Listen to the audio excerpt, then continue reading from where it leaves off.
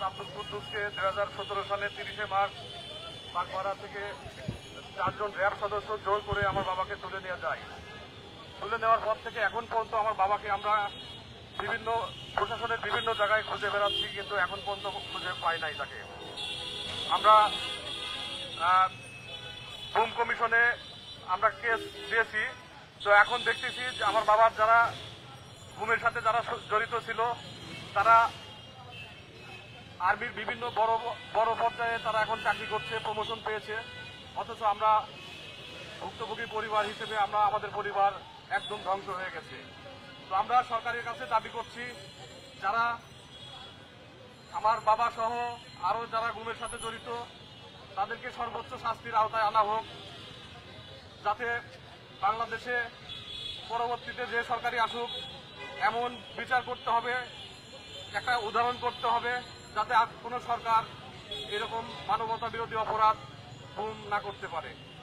হাত পা বেঁধে চোখ বেঁধে নির্যাতন করা হয়। আমাকে যখন গ্রেপ্তার দেখানো হয়, গ্রেপ্তার দেখিয়ে আমাকে 4টা ডিজিটাল নিরাপত্তা আইন মামলা দেওয়া হয়। আমি 6 মাস জেলে ছিলাম।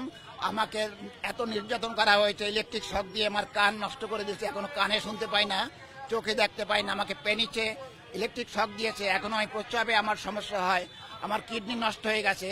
আমি জেল থেকে বের হওয়ার পরে 3 মাস আমি সিআরপিতে ছিলাম হাসপাতালে।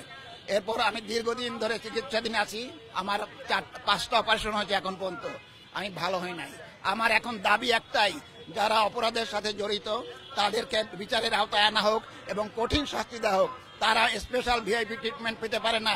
একজন অপরাধী, সে অপরাধী হিসেবে ট্রিটমেন্ট করা হোক। রাষ্ট্রের সব নাগরিক আমরা সমান। আমরা যদি এত আমাদের রক্তের উপর দিয়া তারা এখন ইউনিফর্ম পরে থাকবে আর তাদেরকে ভিআইপি ট্রিটমেন্ট দেওয়া হবে, এটা আমাদের কাছে কষ্টের। আমরা চাই তাদেরকে আইনের আওতায় নিয়ে তাদেরকে ন্যায় বিচার হোক। যদি তারা নিরপরাধী প্রমাণ হয় তারা মুক্তি পাক এবং তারা ভালো জীবনযাপন করুক, এটা চাই।